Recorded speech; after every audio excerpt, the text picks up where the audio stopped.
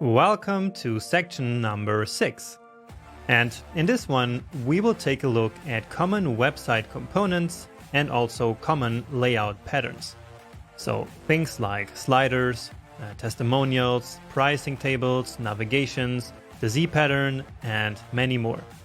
And this is going to be really important because being able to choose between some well-established patterns and components will allow you to design and build your own pages in the future with way more confidence.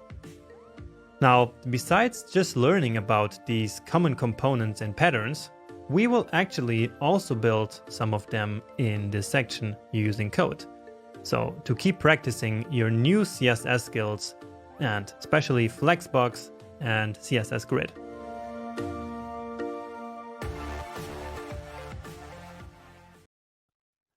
Welcome back. So in the previous section, we talked about the design ingredients of typography, colors, images, icons, shadows, border radius, white space, and visual hierarchy.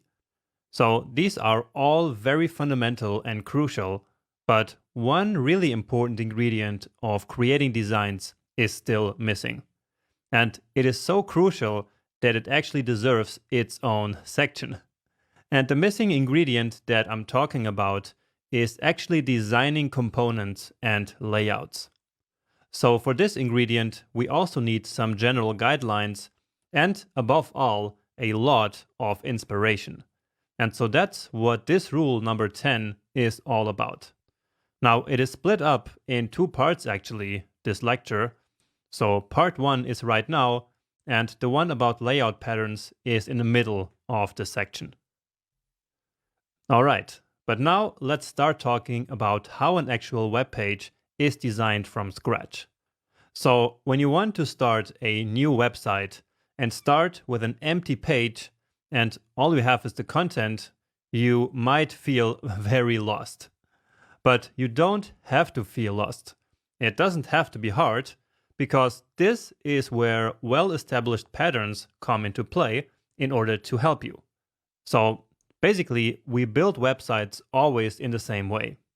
We start with some common small elements like paragraphs or images or buttons, which will contain our actual content. We then assemble these simple elements into common components, such as this feature row, or a feature card, or a pricing table, or a tabbed component. Then we take all the components that we designed and use them to build a layout using common layout patterns. Finally, we take all the smaller layouts like this one, or just one big layout, and assemble a final page from them. And so in the end, this is how we come up with a final design. So hopefully you see that there is in fact a system behind all this. So a web page is not just a bunch of random elements joined together, right? Instead, elements are organized into components, which are then organized into one or more layouts, which in the end make up a final web page. So whenever you need to start a new design from a blank page, this is how you proceed. You use common elements and components in order to present the information that you want on the website. And I will of course show you the most common elements and components in a minute, so to enable you to really create designs on your own in the future. But anyway, these components are then combined into layouts by using some common layout patterns, just as we saw in the previous slide, right? Now, some of these patterns are actually about repeating a certain component a couple of times, as you will see in the lecture about layout patterns. But anyway, finally, as I mentioned before, you take all your layouts and components and assemble them into the final page. So, as a summary, you do not need to get scared by a blank page and a brand new design. You just need to go step by step, follow common best practices that I will show you, and of course all the other design guidelines that you have been learning in the previous section. All right, And so now let me show you the most common elements, components, section components, and layout patterns that exist in web design and web development. So the most common elements, I would say, are text, buttons, images, input elements, and tags. And so it is these elements that we then combine into one of these components. Now this list here is not exhaustive. There are a lot of other components that we can and that we do use, but I would say that these are the most common components that you will see in web designs. So in this lecture, I will show you some inspiration for elements and for these components. And actually not just some inspiration, but a lot of inspiration. So I'm sure you will love this lecture, because from the inspiration in this video, you will be able to take your design skills to the next level. I hope, at least. But anyway, in part 2 of this lecture, we will then talk about these, let's say, components that are actually a section. So I call them section components, and they are things like the navigation, the hero section, the footer, a call to action section, or a feature row. And finally, we will also talk about layout patterns in that part 2 of this lecture. So basically combining multiple components into a layout. All right, but let's get started with some inspiration about text. Now, text, of course, is very simple. And so the inspiration that I have here is basically for ways to start different website sections. So nothing all too exciting yet at this point, but still, it's good to start at the basics. And here is some more inspiration of how to start a section with text, because now there is this very popular way of adding a small and short and super descriptive title before the actual main heading. So just like we see in all of these examples here. Next up, we have some buttons, and we talked a lot about buttons before, but here you have one slide where you have basically all the different ways in which you can design buttons all in one place. So on the very left, you have a lot of different single buttons. And then here in the middle, we have basically a combination of two buttons, where one is the primary button for the primary action. And then at the side, there is another button with a lot less emphasis on it. So usually that one doesn't have any background color. And so this is a very common pattern that is used all the time. Next up, there is images, and we already talked a lot about images. So here are just some more ways of using them. Then here are input elements, and many of them are actually used to create big forms. But here we are just basically talking about these single input elements like we have here. For example, using just one field to input an email address with a small button besides it. Or here in the bottom, just a simple drop-down menu and some simple value pickers, basically. Now, just like in the previous section, I will of course not go into every single example here, because once again, and I promise this is the last time I'm saying this. So again, I want you to actually download these slides and study all these examples one by one on your own. So that's actually especially important in this lecture and part 2 of this lecture, because there is so much inspiration for so much different components. And so it's really important that you actually take a close look at all of these examples. And especially if you're actually right now with the task of designing some page. And probably I took something like 100 hours to compile all of these different examples for all the components and layouts. And therefore, I think there is a lot of value here that you can extract from these videos. And so, again, I think you can only get that value if you actually analyze each of the slides on your own with some time. But anyway, next up there is tags, which are just a very, very simple element that we can use to create a visual representation of categories. So that's exactly what's happening here in each of these examples. And I'm pretty sure you have already seen tags used all the time as you browse the internet. All right, and now we actually move into the section of components. So for each of these types of components, I'm going to present you with a couple of examples, and I'm going to start with breadcrumbs. So these are usually used to help the user navigate a pretty complex site. So usually we only use and we only see breadcrumbs on websites that do actually have a deep level of page organization. So if you're just designing a simple landing page, then probably you're not gonna need these. But actually there are many use cases in which they do make sense. And so this is how we usually design them. Next up, pagination, and I'm sure you have seen it many times. So when we have many results in some list, then we basically put them into many different pages. And then we need some buttons like these to navigate between these pages. And so here are 6 different ways in which they can be designed. Then we have alert and status bars. So these are small components that appear at the very top of the page with some kind of announcement usually.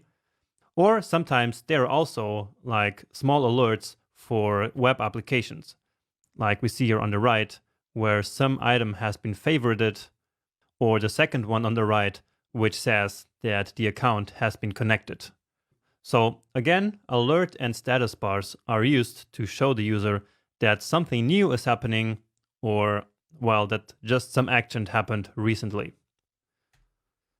Next up, we have statistics, which is basically some numbers that we want to show to the user about our product or our service, usually. And statistics can be pretty powerful in order to convince our users that our product is like really good for them. So here you have very different examples which does exactly that. And you see that there are also very creative ways in which these statistics can be displayed. So all of these that I have here are quite different. And yeah, I think this is a good source of inspiration if you want to do the same in your own designs. Next up, another powerful thing that you can use in your web design is galleries. So again, I'm sure you see galleries all the time, but there are actually many different ways in which we can do galleries. So there are more structured ways, like the 2 that you see in the bottom. And then there are also some more unstructured ways, which work very well in some situations as well. So this might depend a little bit on your website personality here, so you need to take that into account.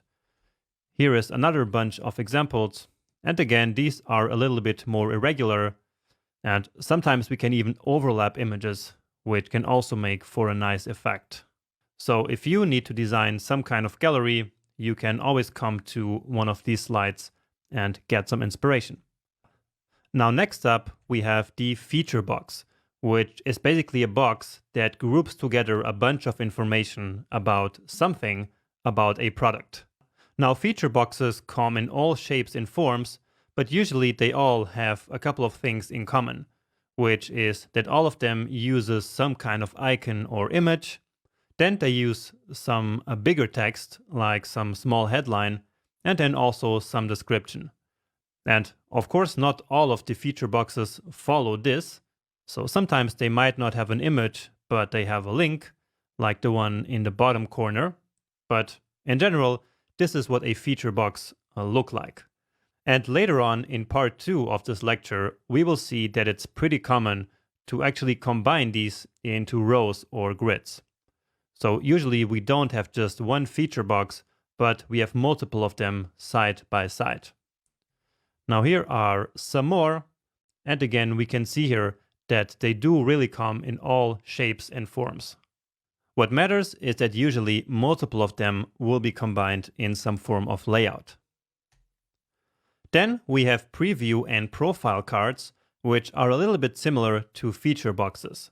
But the difference is that these do actually contain some data points for something that they want to preview. So they might preview some kind of product or some kind of profile. And so they usually always have some data. So that's something that you see in all of these cards here. Also, we can usually click somewhere on the card and it will then lead us somewhere, so to some other page. And actually, I did mention this component of cards a couple of times already.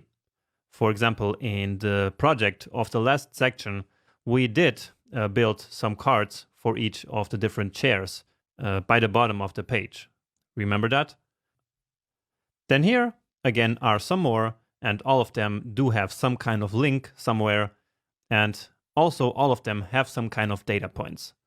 But they are really all completely different, and that's why I have so many different here, because that way you can get more inspiration and more options to choose from when you build your own designs.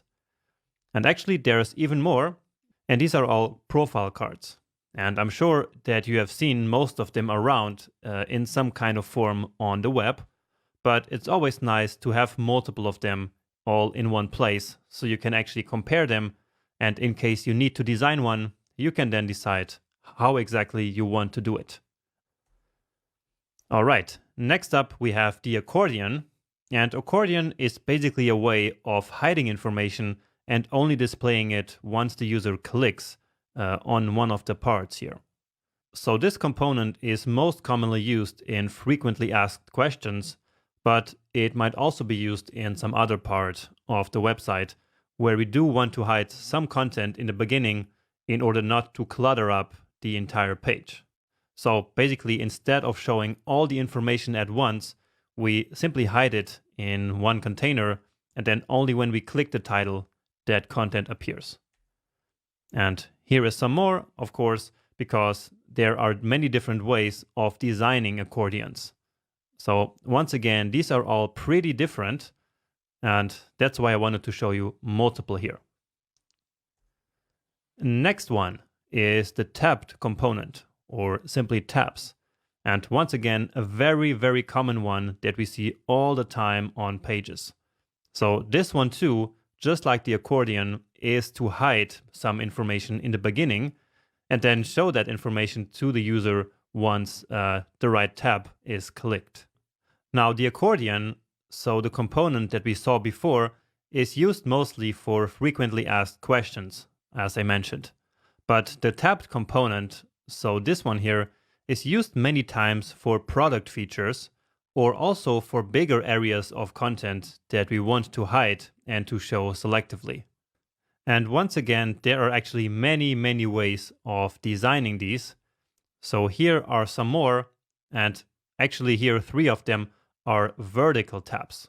So the tabs are basically stacked vertically here, which is just another way of designing this if it fits your content best. Then we have another really popular component, which is the carousel, which is basically yet another way to have multiple pieces of content in the same place, so in the same area. And in this case, the user doesn't click on any tabs, but instead they can click on some button that will move them to the right or to the left of the carousel, and then the content will change. So here are 4 more, and these are all completely different once again.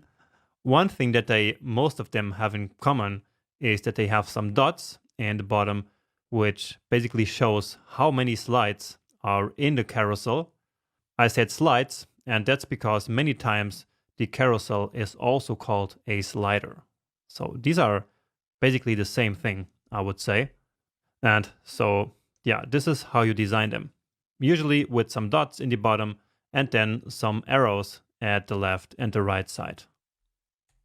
Next up is customer testimonials. So this is where you ask your customers or the customers of the brand that you're building the website for their opinion on the product or the service.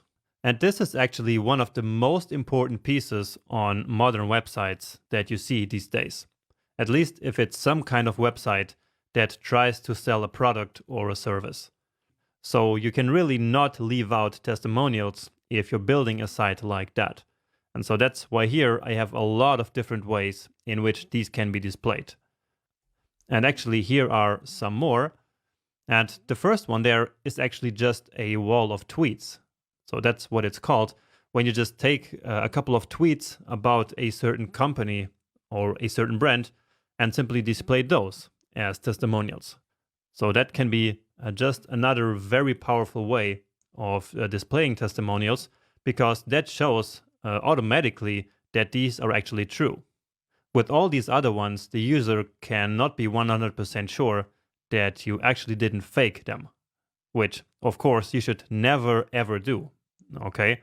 So always use testimonials from real users and do not fake something. So that's a really, really bad practice, all right? And actually here I have some more because, well, again, this is really, really important stuff. And so you can choose the style that best fits the design that you already have in mind for your page, all right? And by the way, down here, we actually have 2 carousels that are being used for testimonials. So that's a pretty common trend that we see also, which again is to use carousels for testimonials. Next up, we have customer logos, which once again is really important stuff in case you are building some kind of marketing website. So basically what you do here is to take the logos of your biggest and most important and most well-known customers and display them all in one section like this. And so together with customer testimonials, this really, really helps to build trust in the brand or in the company that the website belongs to. So this is really, really important. And here are some more ways in which that can be done, because once again, this really should not be missed. At least, of course, if you have some customers in the first place. Of course, if you don't have any customers, or the company you're building this for doesn't have any customers, then you can't do this. But as soon as there are 2 or 3 customers, you should start displaying them like this. Then, very related are the featured in logos, which are once again to build trust with the user. So all of these are also called social proof. Now the difference between these logos and the customer logos is that these are basically from places where your website or the product has been featured in. So you see that all these logos here are basically some kind of newspaper or some kind of blog, right? So once again, these build trust with the customers. So if you can add a section like this, then really go for it. All right, another one is the steps component. And these do once again come in many different forms and shapes, but they can be very, very effective to actually show a customer how your product or how your service actually works. So you see that here in all of those where you have some numbers like 1, 2, 3 or 1, 2, 3, 4, and it takes the customer through the journey of actually getting started with the product or to actually use that product. And in my opinion, this is actually one of the very best ways that you can use to show how your website or how your product works. So if you need to do that, always go for some steps, because that really makes it very simple for the user to digest. Here are some more, and these are all vertical, which I also like a lot. And once again, a lot of diversity is to be found here. And so go for the one that you like the most and that also best fits the style that you already have for your page, right? Then, of course, we have forms, which are a crucial component in many, many websites. And most of these actually do what I showed you in the UX lecture, which is to align everything, so the label and the input field. But sometimes there is just not enough space. And then you can also do what they did here in the second form and the last one, which is to basically put the label right inside of the input field. Then here are some more forms, but these are quite different. So these are basically login or sign up forms. So again, something that is very common and which can be designed in a couple of different ways.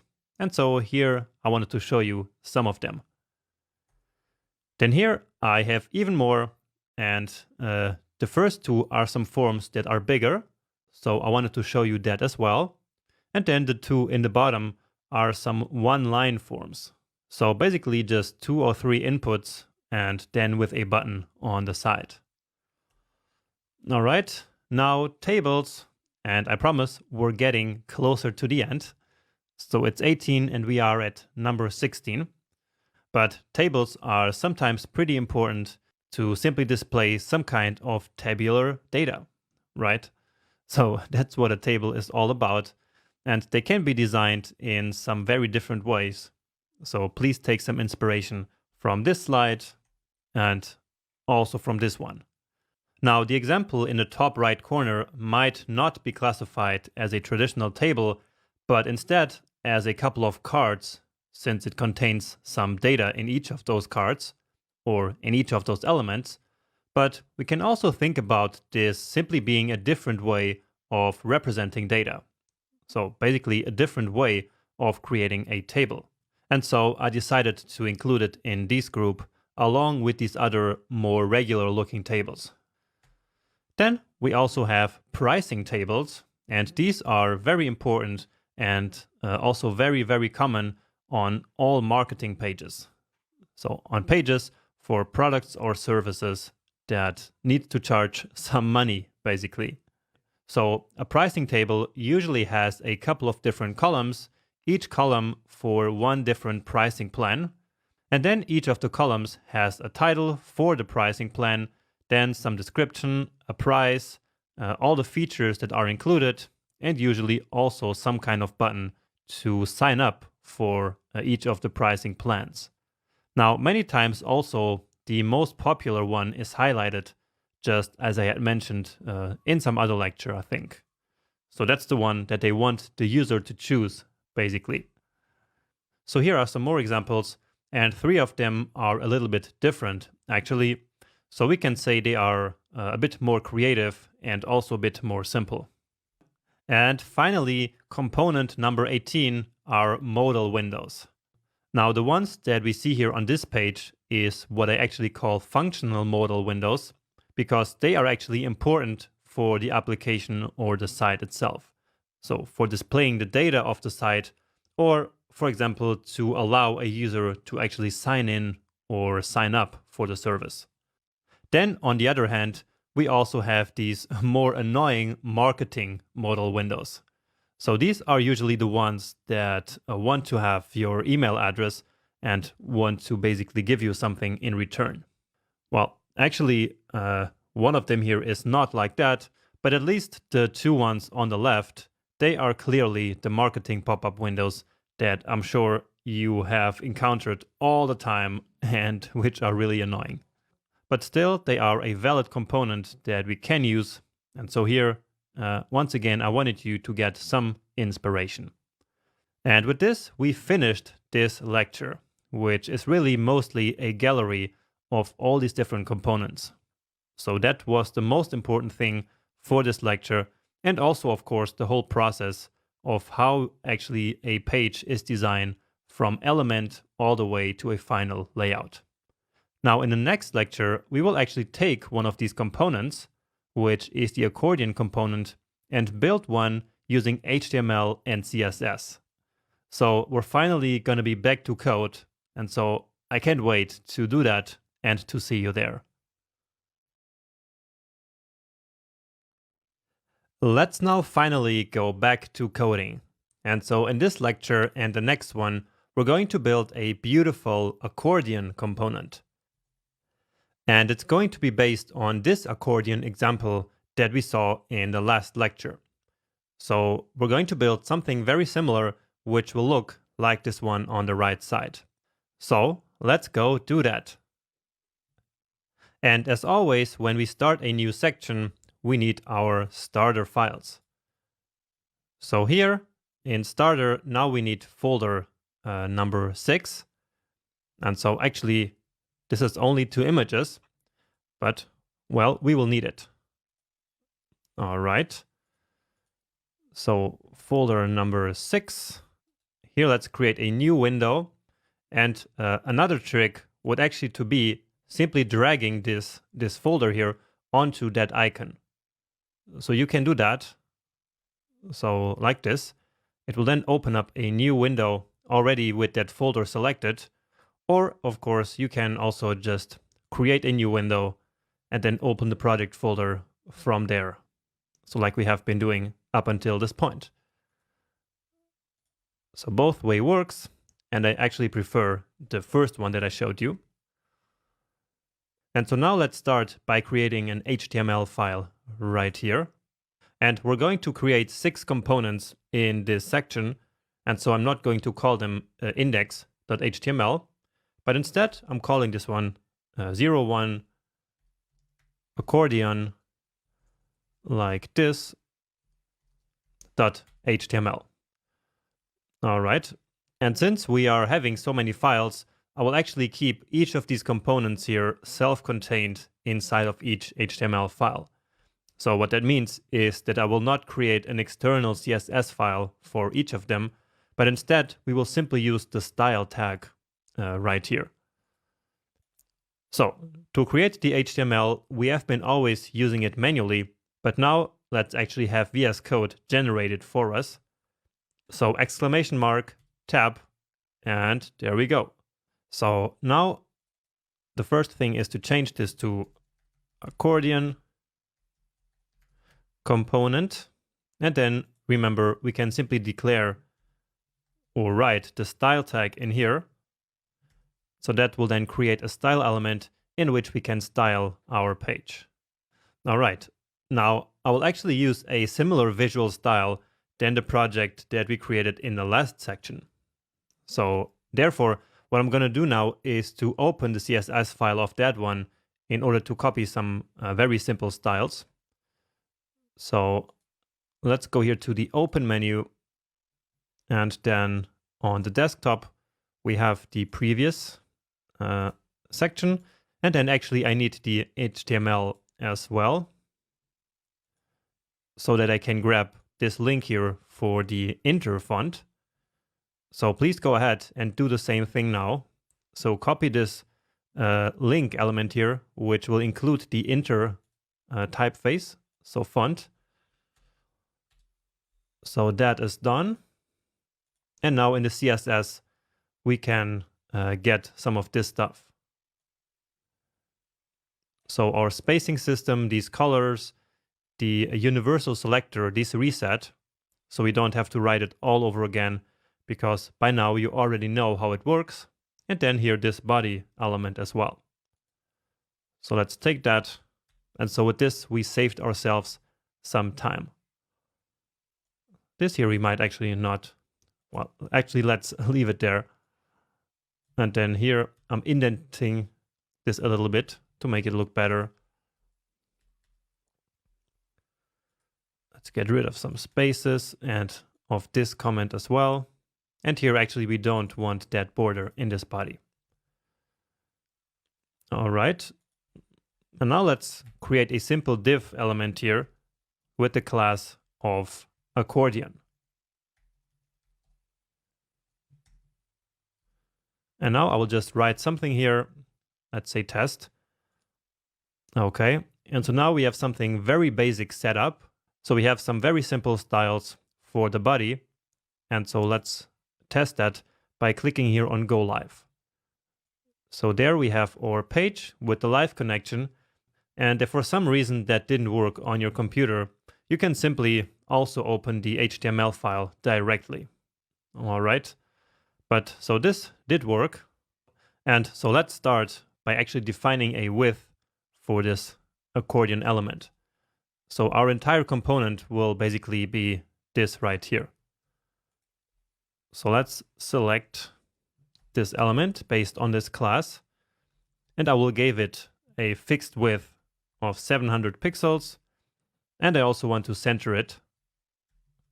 And remember, for that we can use the trick of setting the left and right margins to auto and the top and bottom to something else. So let's say top and bottom 100 pixels, and then again left and right we set them to auto, and that will automatically center this element inside of its parent. So in this case, that is the body. Just to see that, let's give it some background color. And well, any color works. All right. Nice. All right. Nice. So let's actually turn that off again. And now we can start filling up our HTML here a little bit. And for that, let's actually take a look at what we have here. So basically the final result, which is this. So you see that basically this accordion has 3 elements. So this first one and the third one are closed right now, and the open one looks like this.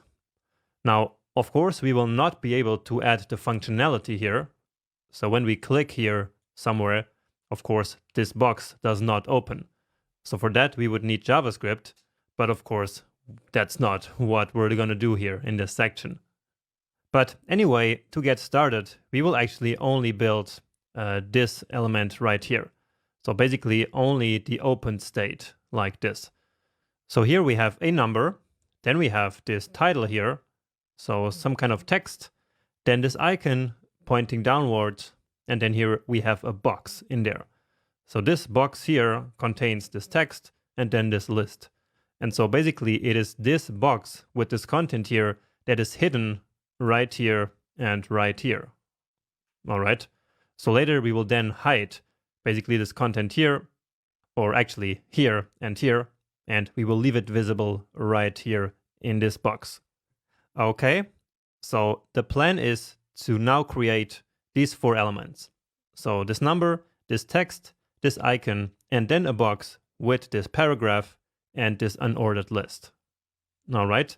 And then after that, we will style them, and only then in the end, we will care about the layout. So the first thing is this number, and I'm simply going to use a generic paragraph element here for all this text. So that's 02, and of course it needs some kind of class as well. So number, then another p element with the class of text. So let me just copy what I have there. So how long do I have to return my chair? All right. Then we have that icon. And for that, let's actually use the hero icons again. So heroicons.com, I think.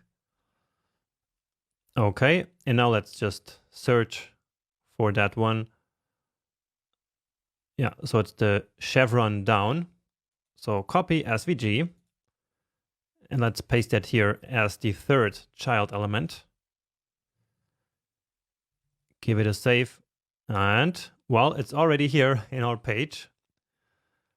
Let's give it a better class name. Let's just say icon. And then finally, we need this hidden box here. So let's actually call that a hidden box. So since it is a box, I will simply use the generic div element. So this one doesn't need any semantic meaning, and so a div is just fine. So hidden box. And inside of that, there is some kind of paragraph. And well, this one maybe doesn't need a class. Let's just leave it like this. And here we need some blind text. So I'm not going to copy that text, of course, because remember that in VS Code, we can write lorem like this, and then that will generate a bunch of blind text for us. So just like this. Let's see. Now, that looks kind of like the same amount of text, but if it's too much, we can just cut it a bit later. And so now let's create that unordered list. And remember, it is unordered because these here are simple bullet points. And so in there, each of them is a list item. And now let's here again use lorem. And I will now cut this part here and put that into the next one. So paste that here now. And now we'll do the same again, because that content, of course, is a bit too long. Okay, and maybe let's leave that. And so your content is going to look a little bit different than mine now, but that's not really a problem because this is always random. Okay, so that looks good for now as far as the HTML goes. Oh, actually, we should wrap all of this content here inside yet another one. So right now, inside of the accordion, we have number, text, and so on and so forth. However, what we actually want in the accordion is these three elements. So these three items, basically. So this first, the second, and the third item, of course, are individual elements. So elements inside of the accordion. But we right here have these elements as direct children, and so that's not correct. So let's simply create another div called an item. But this we don't want here. We want it at the very end. All right. So that's better. And now let's style all of this. And now it's time to use again that trick that I showed you before. So remember, for that, we just select something. Then we can hit Option or Alt on our keyboard. And then if I double click here again, it will select the next class. And so like this, we don't have to copy paste them multiple times. We can just do it all at once. So again, I'm now hitting the Option or Alt key, double click on this class, then on this class, and finally this one here. All right, now I copy it, and here inside of my style, I can now paste that. And so now I can do this here a lot easier. Okay, so almost done. Because this is always like a lot of work selecting all of these elements in the very beginning. But now we're done with that, and so let's style them one by one. And I'm going to start basically with the visual styles. So of the number, the text, and this icon here. And let's start with the icon actually, because it is taking up a lot of space. So let's make it really small. So remember that these icons were designed for 24 pixels, and so I'm actually respecting that size. And now the color, remember we can manipulate it using the stroke property, and we have our color value up here. Okay, and that looks a lot better already. Okay, let's take a look at our original here.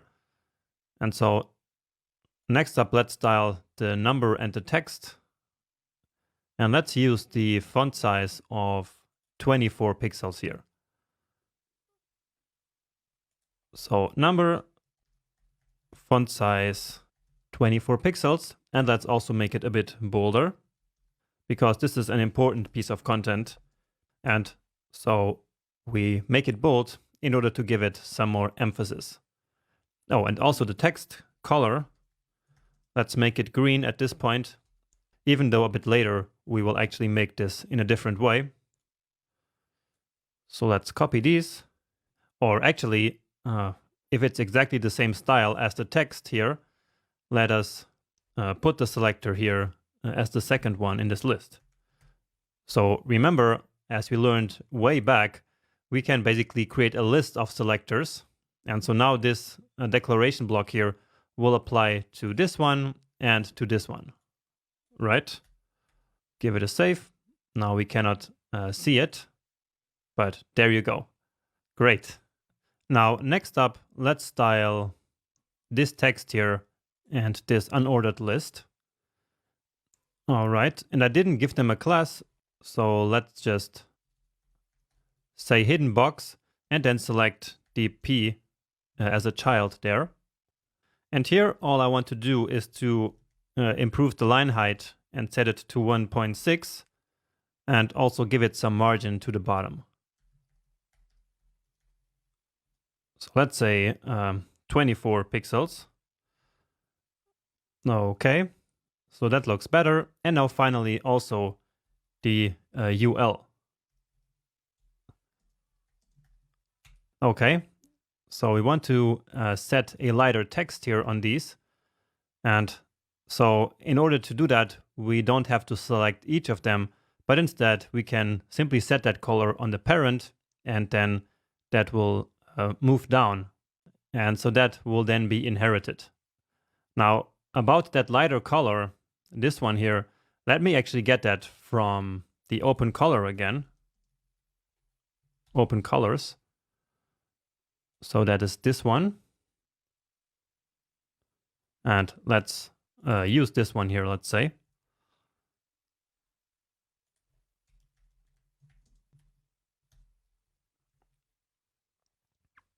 All right. Well, that's a little bit too much on the light side. So let's go with this one. Yeah, that looks better. Maybe it is not really the best choice here in terms of accessibility, but well, let's just leave it as this for now. We're going to worry about that in some other project. So in the next section, actually. Now here we need to then also set some margin on the left. So basically in order to align this a little bit, so the bullet points with the P, with the paragraph. So margin left, and now 16 pixels. That might work. That looks aligned. Well, maybe it needs to be a little bit more. Yeah, that's correct. So here we broke a little bit our system, but in this case it was necessary because only with that value it's now perfectly aligned. And actually not yet, I think. Now it's perfect. All right. Now next we want to create some space here between these items. And so now it's time that I will finally show you something new in CSS, and in particular in Flexbox. Now you might be wondering, why is he going to use Flexbox? I mean, we don't really want these elements side by side, right? And that is totally correct. However, we can still use Flexbox by doing something new, which I hinted at when we first learned Flexbox, but we never did it. So let me start by explaining why I would use Flexbox for something like this, and then also how. So in order to create the space between these elements here, I would now have to select all of them and then add a margin to the bottom to all of them except for the last one. So again, I would have to select them now. I can actually do that very quickly. Margin bottom of 12 pixels, like this. And then I would also have to select the last one and set it back to 0, right? However, we can have all of this in a much easier way, which is by using Flexbox and then setting the gap property.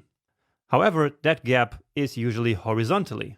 And also, if we set something to Flexbox, it will put the elements side by side, right? However, there is a really nice and very important trick, which is that we can set the flex direction of the container to column. So let's remove all of this here. All right. And then right here, let's set this to a flex container. So display flex. And so by default, again, the elements will be set side by side like this, right? But as I mentioned, we can now say flex direction and set it to column. So by default, it is row. And now if we set column, it will simply look exactly like before. All right. However, if we now define the gap property, so gap, let's say 12 pixels, then see what happens. So you see that now the gap property basically was applied vertically. So between these elements like this, and no longer horizontally, right? So that is the power of flex direction. And let's actually take a look at a graphical explanation to make really sure that you understand this very important concept. Now here as an example, I'm actually using the accordion element, but of course that's not important. The principle is exactly the same. So anyway, right here we can see what Flexbox is by default. So the main axis is basically horizontally, and the elements are side by side right now, because we have display set to flex, and we also have some gap there of 24 pixels. And so that's why there is some space horizontally between the items. However, if we now set flex direction to column, then what happens?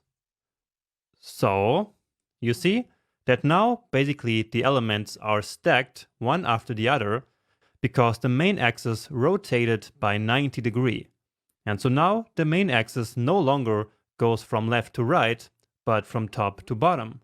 Or in other words, the main axis is now vertically and no longer horizontally. On the other hand, the cross axis, which used to be vertically, is now horizontally. And so now everything is different. Everything in Flexbox has now turned by 90 degrees, basically. So what this means is that now align items no longer aligns the items vertically, but horizontally. And in the same sense, justify content now no longer aligns the items horizontally, but vertically.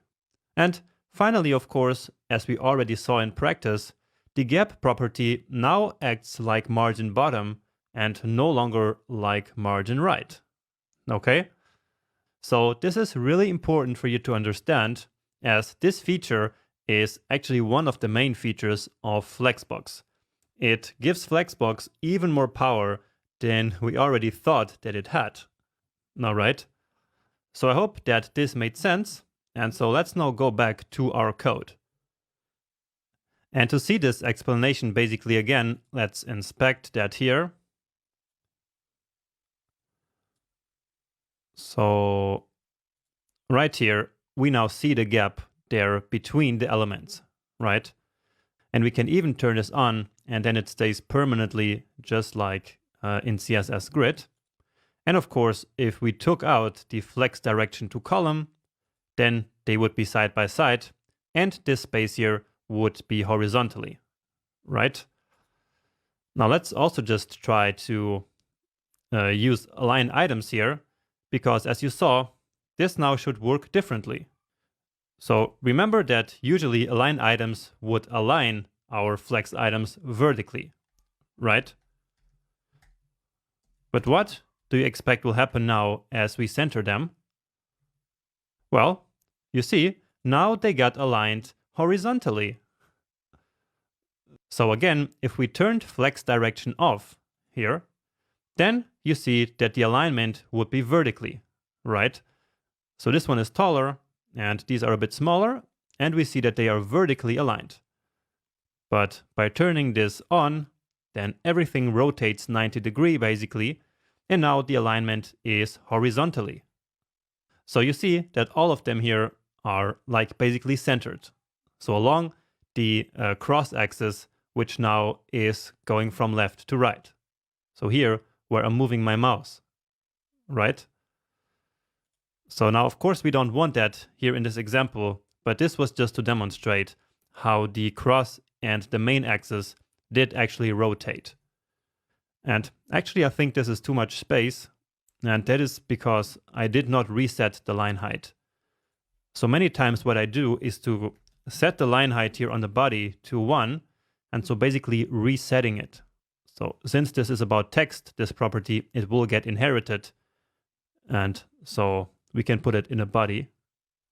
And so now the space that we had, or some of it, is gone, and it looks better like this. All right, so we have some decent visual styling going on here. And so for now in this lecture, that's it. And so in the next one, we will take care of finally building the layout and then also add the 2 other elements to our accordion. So take a small break, and then I see you back here. So now it's time to actually build the layout of our accordion. And so basically what we want to do is to style this item element here, so all of this, to have some nice layout. So it's this one here, right? Basically because each of the items of the accordion are called like this. So item. Let's see what we have here. And so first of all, there is like a shadow around that item. And then there is, of course, also some white space inside of it. So some padding. And finally, there is this green line on top, but we will take care of that later. So that will make a bit more sense once we get there. But now about the item, actually. So let's start with the box shadow here. So the first value, remember, is the horizontal offset. The second is vertical offset, and I'm simply setting both to 0 here. And I'm doing it like this because basically I tried to replicate the accordion that I showed you in the last lecture. Okay, then the second one, or the third value actually, is the blur. Then the fourth value, I usually simply ignore it and go straight to the RGBA. So black, which we know is 0 in everything, and then the alpha, let's set it to 0.1 and give it a save. And there we go. So a nice shadow here, basically around the entire element, and that's because here we didn't specify anything. If we put it here like this, then that whole shadow would move down, right? But again, I was just trying to basically copy that other design that this one is based on. Now let's add some padding here. And as always, I'm using our spacing system, but I'm not going up and down all the time to test these values. So I already experimented with that before. So 24 pixels here. And now it's time to think about the layout.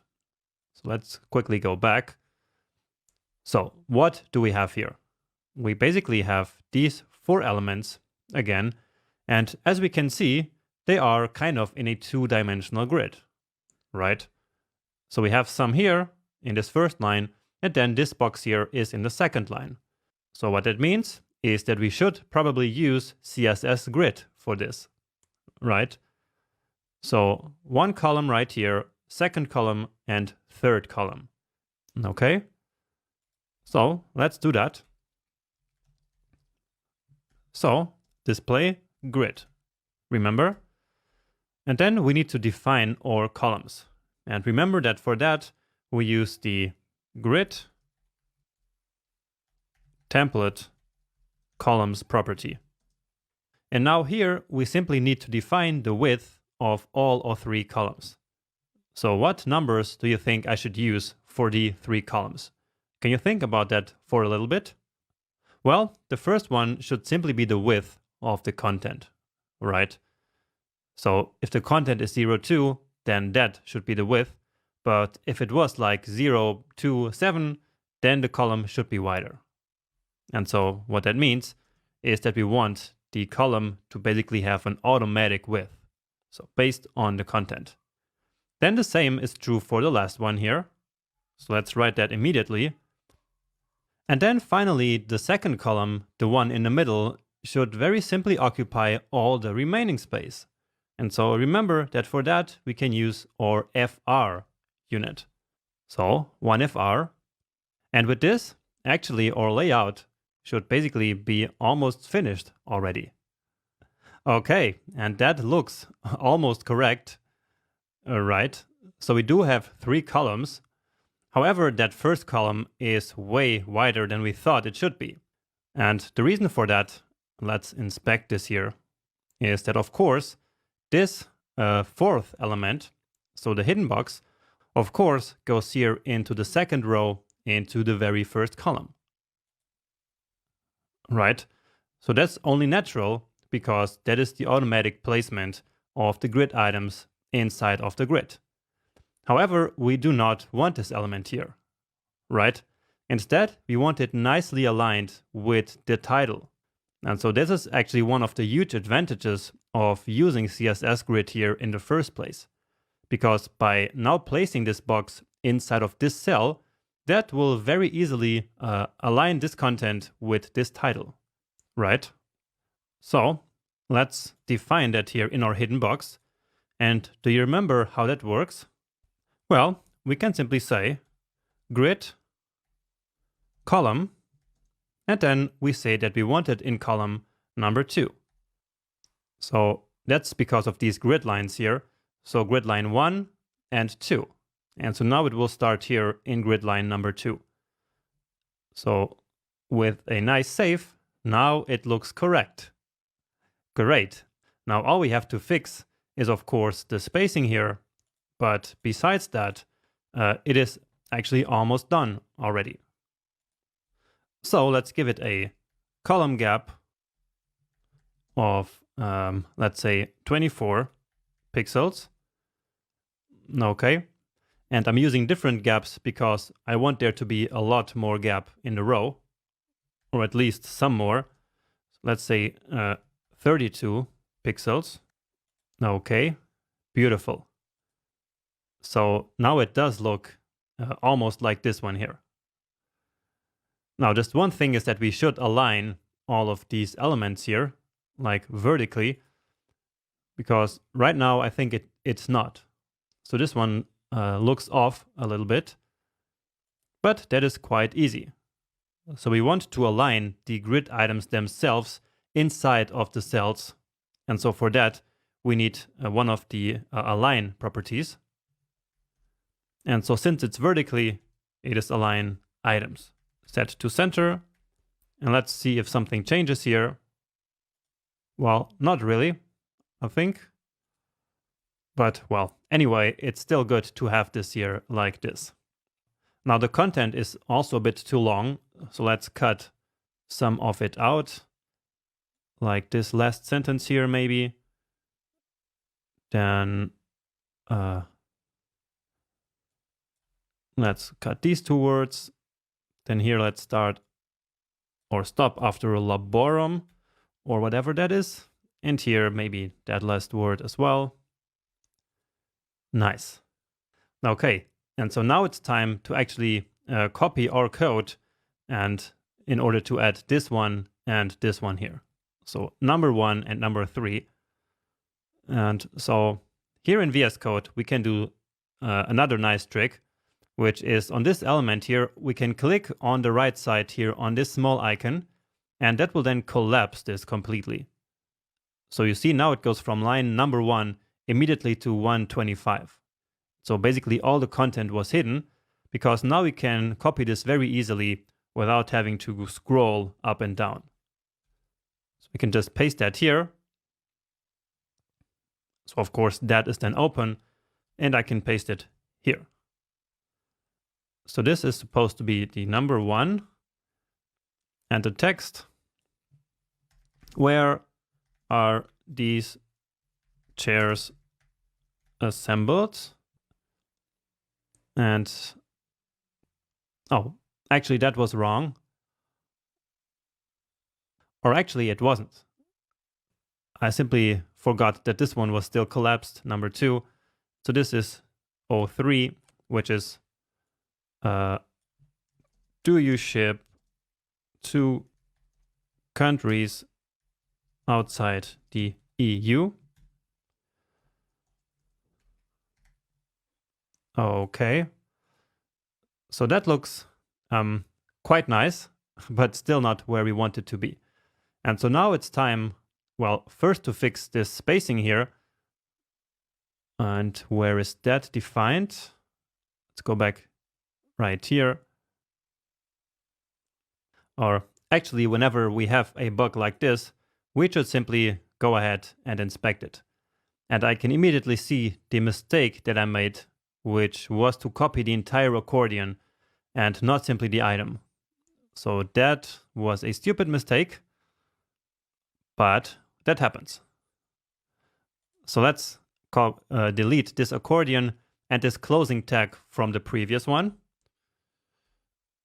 Okay, and here the same thing, and now that should be fixed. So now they're actually glued to one another, so we need to fix that as well. And so now I will actually use that trick again where I set the flex direction to column. So right here in the accordion, let's do that. Because otherwise I would have to now go into here and set a margin bottom to each of them and select the last one and take it away. But once again, I find that it's much easier to define these properties, for example, related to spacing, right in the container element. So display flags, which again by default will put them side by side in this weird way. But then we can easily say flex direction and set it to column. Okay, beautiful. So now we are where we started. And so now it's time to add that gap, which remember will now be set vertically. And so that is actually the whole point of using flex direction set to column in this case. And so, nice. That's really cool. But now we actually want to basically hide this hidden box here and this one in element number 1 and 3. So how are we going to do that? Well, we will use a very common trick that we use in CSS all the time, especially when we create these components that will at some point have to work together with JavaScript. So basically, we will by default set these 3 elements here to the default closed state. So to this one, where this text is gray and this is black and there is also no border at the top, and of course the content is hidden. And then we will add a special class to this item right here, in this case the item number 2, which will then make it so that all these styles will be put back. So the green text and the border. All right, so that probably sounds more complicated than it actually is. So let's see how it works. So by default, remember, we will make the hidden box actually hidden. And for that, there are many, many ways in which we can hide elements in CSS. But more about that later, because for now we will just use the easiest way, which is display none, like this. All right. And so now they're all gone. Then I want this text here also to be gone. So back to default. And also this number here should actually have a light gray color. So let me select that separately. And then let's once again get that color actually here from open color. And now let's use this one. So this color will probably not really be accessible, but that's also a rule that sometimes we can break. So this number is not absolutely essential here for the user to understand this content. And so I think we are fine like this. Okay. All right. So this is the default state, basically. And so now, as I was saying, what we will do is to basically add a class to the element that we want to be open. So the one that we want to look as if it was open. And so that is the second one. So this one right here. So let's add a class of open. Okay. And so now we can create some styles for the number and the text that are inside of the element that is the open element. Right? So that sounds probably confusing, but we can do it. So I will select the open element now. And the first thing that I'm going to do is to add that border, because that will be basically the easiest change that we want. So let's say 4 pixel solid in now our green color. All right. And so now the open box already has the green border. So just like this, right? But now let's also make this text green and let's display that hidden box. So how can we do that? Well, we can do this. We say that basically the hidden box, that is a child element of the element that has the open class, right? And so here we can set the display property back to block. So why does that work again? Well, in here we have, of course, the element with the class of hidden box, right? And if this element, so the parent element of the hidden box, has this class of open, right? So if open is present here on the parent element, then this selector here will apply, right? Because if this doesn't exist, so if open is not present on the parent element, then of course nothing is going to happen, because this selector here will not be applied anywhere. But if the open class is present, then this descendant selector here will of course then work. And so that's why this is back now. To make it even clearer, let's see in the inspector. So now here we are.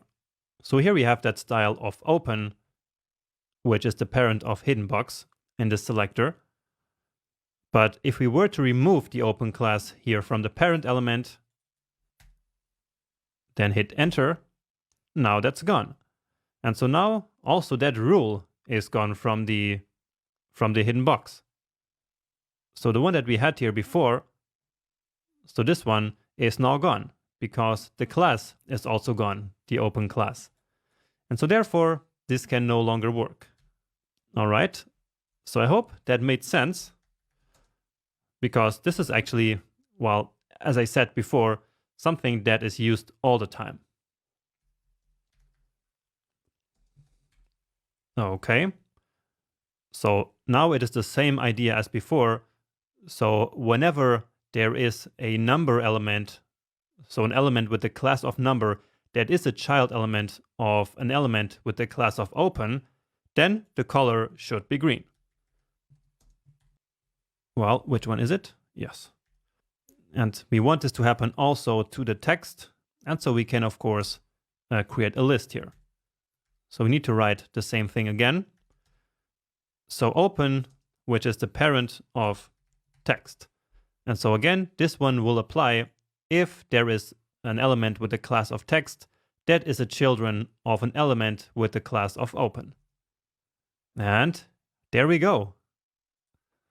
So that works. And of course, we can now try to add that class also to another item. So to this one. And now that should look just the same. And it does. Beautiful. But let's take that back, because we only want it in this situation in the second one. And so with this, we actually finished this small project. So this small component. So I hope that this was fun. And here the main takeaways that I want you to take from this project is, first of all, this logic that we did here. So basically this open state that we created simply by adding this class here to the parent element, right? Then I want you to take away this whole idea of setting a flex container to flex direction column, which, remember, will essentially switch the main with the cross axis. And then another takeaway was how we built this layout here actually. So I think that this was another great use case of CSS Grid and another showcase of its power, right? So make sure to study the code that we did here, and then after that we can together actually build our next component, which is again going to be really exciting. And so I can't wait to see you there. All right, let's now have some more fun by building another component. And so in this lecture and the next one, we're going to build a carousel component. And just like with the last one, I chose one of the components, so one of the carousels that we saw before in the component gallery. So in this case, this blue carousel here that I thought would be fun to recreate together with you now over these two lectures. So as I just showed you actually before, this is what our final carousel will look like. And if you ask me, this looks really, really cool. So we have this image here basically floating on top of this background here. And then we have these two buttons here, also with the shadow, which make them look as if they float a little bit also on top of this background. And then we even have these 4 dots here in the bottom. So this is going to be a lot of fun to code. So let's get started. Now here we have this code from the previous lecture, and actually I'm going to copy all of it, and then I will just delete what we don't need, because we will once again use the same colors. So basically a similar design style.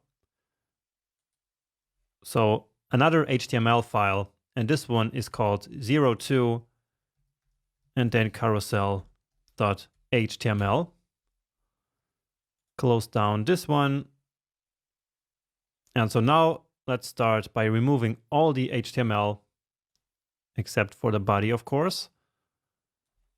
So like this. And then also most of the styles except for the global selector and the body. So just like this. So we also want to keep the font. And so here is just the title. And actually, I will now copy everything again. So basically this empty state here, and create yet another file. And so then based on that, we will be able to create our next components. So then we don't have to do this all the time. So just some name here. It doesn't really matter. And okay.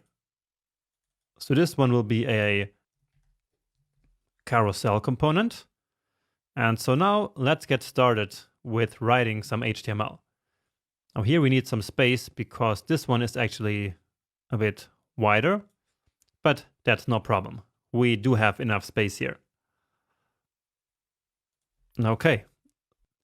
And again, I will use a non-semantic div element, which this time is simply called carousel. So just like before, it was called the accordion. And let's get straight into the content. And the first piece of content is the image. So we need to specify the source attribute. And now this image here is this 𝗦𝗣𝗜𝗖𝗞𝗘. So this was actually one of the starter files for this section. And now here as the alt text, I will actually use her name, which is in Portuguese, 𝗦𝗣𝗜𝗖𝗞𝗘. Okay. We can close that here. And now here for this testimonial, we will use, just like before, the block quote element. So this is a common way of marking up a testimonial. So block quote. And so that is going to be basically this entire block of text. And then in there, we can put some paragraphs. So let's give this one here. Let's say it's the testimonial text. Testimonial text. And actually we didn't put any class on the block quote. Let's just copy this one and get rid of the text. So this is called a testimonial. And then in there we will have like the text and the author, for example. So here again we will use our blind text generator, which is just lorem. This is maybe a bit too much. I don't know yet. Maybe like this. Oh, and here we want like these quotes, which we could make a little bit more beautiful, but let's keep it simple at this point. Then here another one for the author. So testimonial author. And then again her name. And finally, this can be the job.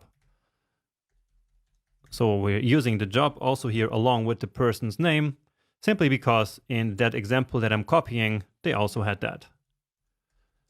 And if you take a look at some pages, then this will actually be pretty common. At EDP comercial, which is something that you know if you live in Portugal. Okay, and I think, well, let's actually also add the buttons for now. So these two here at least. So let's put them outside of the block quote, obviously, and here at the very bottom. And you will understand a bit later why I'm not putting like the first button here first, because it appears first, and then the second later, because it is the last element here. So I'm putting both here at the bottom, okay? So button, and well, let's simply call it button to keep it simple. And now in here, we want another icon. So this time, this icon here. And so we can get that again.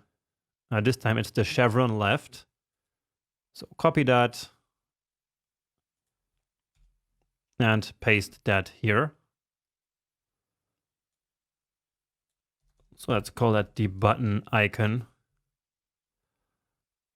All right. And then another one for the other direction. Well, actually we need then of course also this other icon. So copy SVG and replace this SVG with the new one. So here again, button icon. So give it a save. And now when we go back here to our live connection, which is of course still live, there's no need to reset. Okay, so of course it is still alive because we never stopped it. And this is also still the same project folder. So what we can do here is to delete all of this here. And since we don't have any index.html file, it will not open that index.html file. So if we had, then index.html is by default the page that will be opened. But if we don't, then it will show us this directory. And so here is basically all the files that we have in our folder. So before we had this one, so if we clicked, we would get back there. But of course, now we want to check out this one. So we can click here, and this is what we have. All right. Now the image does, as always, by default, take all the space that it can. And so many times that is the first thing that we fix, because like this, it is completely unusable. And actually the image doesn't have any class, but well, it is the only image that we have here, so let's just keep it like that. And the height that I have for this image is 200 pixels. And since we didn't specify the height actually in our HTML, then the width will be set automatically in order to keep the same proportion. Okay, so that is at least fixed now. And so let's add some styles for the carousel itself. So remember that the background color of this element is that green color. So by now you know that is the background color property, and we haven't used our green yet. So copying that here. Nice. And what we also want to set first actually is a width. So this one has a width of 800 pixels, which is why it doesn't fit into that smaller window that we had before. And now let's center it again with the margin something and then auto trick. So let's again specify 100 top bottom, and then as always left and right automatically set. Okay, and so now this has the exact same dimensions as our original. Then let's give it also some border radius. Here I'm going with 8 pixels, which again is one of the values in our spacing system. So could have gone with 12, but the 8 is more similar with the original one. All right. And let's also set the color here. So if we set the text color here, then as always, it will get inherited to all the other text elements. Just like this. Then since we have this border radius here, let's also set it on the image. Okay. And I'm still missing here some padding inside of this container. So that's why it still looks pretty bad. So padding, and we will start with 32, but we will fix this later. All right, now let's actually style here the text and the author and the job. And again, I'm pressing Alt or Option to select all of them at the same time. So copying and pasting. So maybe you're noticing that just like before, I'm starting to basically create the visual styles on all of these elements, right? So I style them first visually, and then after that, we take care of the layout. Now I don't always do it like that, but for a small component like this, many times that's a nice idea. Especially if layout is a bit more tricky, like in this example. So here let's use a font size of 18 pixels. All right. And also let's make it a little bit bolder, because this is the most important content. So we can give it some nice visual hierarchy here. And the line height, of course, needs to be changed from 1, which is the default, to 1.5. Okay. Nice. Then here let's use 14 pixels, and in this other one, 12.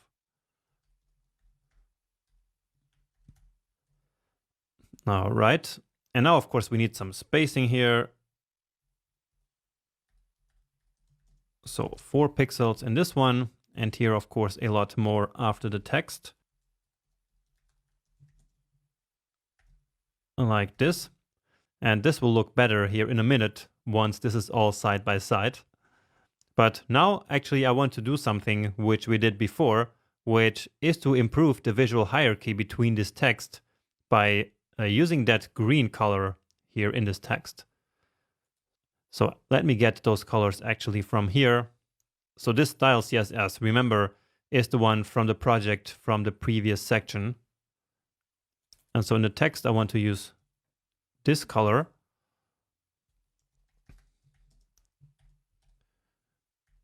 All right, so that changed ever so slightly. And then here, let's just copy this entire line. Okay. Beautiful. And the same thing here. And now actually this one here doesn't make any sense anymore, because we overrode it in all 3 places here. All right. Now actually let's put these here side by side, because like this, it still looks very unfinished. So how can we do that? Well, it shouldn't be too hard, because in this carousel, at least right now, there are only, well, actually right now there are 4 children. So there's the image, the block quote, and these 2 buttons. But let's actually still do that so that we can then a bit later fix it. So display, flex. So they are side by side. And then of course, as we many times do, let's center all of these elements vertically. So align items center. So after all these times, you probably already know this one by heart, I'm pretty sure. And now let's add some gap, which we will change later. But for now, I'm going to use the same 32 pixels. Okay, nice. So this already looks like something, actually, but we are still some way away from this, right? And actually, let's start here by making the image finally this big. So basically growing out of this element. So it looks like it is floating above, and that's even becoming more prominent with this shadow that we added to the image. So how do you think we can do that? Well, actually, we never did anything like this. So that would be a hard question. And so instead, let me actually show you. So there's no absolute positioning in this case, or nothing weird going on. Instead, what we do is that we can simply scale this image. So right now it is this small, but again, we can scale it. And so for that, we will learn about a brand new property, which is called transform. So transform is for many different things, and one of them is to scale elements. So we can use scale, and so here we use something called a function. So it's a scale function. And so here now we need to specify parentheses and then the value by which we want to scale. So if we write 1, then the element will stay the same size. If we use 2, then it will double the size. So like this. Okay. But in this case, let's try 1.5. And so that actually looks quite right, at least here vertically. So the space that it has right here now looks just right. Okay. Now, of course, we need to move it a little bit more to the right. And the position that the image has basically to the right is defined right now by the padding that is on the left. Right? So let me show you that by inspecting. And here actually it becomes nicely visible what happened. So you see there that original square. Well, if we click here, then we can see it. So this is what the image was like in the beginning, right? Just like this. But then by scaling it up, of course, it then overflows basically the original image and grows this large. So if we take that off, we can see it very nicely. So this is what it was before. And again, the position here is kind of defined by the padding. And so we can increase that padding like a lot. And so then once we scale the image, it will no longer be outside, basically here on the left side. Because remember that we want it like this. So we still want the green part to be visible here. So what we can do is to give it some padding to the left here. So increase the padding, which is 32 on all sides. But again, on this side, we want it to be more. So let's see what values we have here. And let's go with 86. Okay, 86 pixels. And there we go. So now if we take a look at that, like this, then the image used to be here. But then, of course, with the scaling, it now looks different. So it ends right here now. So of course, we now also need to increase the gap because the image is also overlaying this text. So let's try to go also with 86 and see if that is enough. And well, that looks kind of the same here and here, doesn't it? Maybe it's a bit more here from the eye, but I'm not really sure. And so I will just keep it like this. All right. However, now we have a problem, which is the fact that there was a lot of space created here also in these other gaps, because we still have the buttons here, basically also as flex items where we don't want them to be. So these should not be flex items, but instead they are going to be absolutely positioned. All right. But that we will do in the next lecture. And so to just very quickly finish this one, I will just add the shadow that is still missing here from the image. All right. So let's add that here. So box shadow. And so again, horizontally, we don't want any offset. Then here, let's say vertically 12 pixels. Then a blur of 24. And of course, you will have to experiment with these values here in order to gain some experience. So RGBA, remember? And then black, which is usually my go-to with some alpha value. Let's try 0.1 as always. And well, in order to really see it, we would need to remove these buttons. So let's do that. And again, many times I do these kinds of experimentations right in the browser using the DevTools. So I will just delete it here and delete it as well, simply by hitting the backspace, so the delete button on the keyboard. And so now the shadow is nicely visible, but it is not big enough, or actually not dark enough.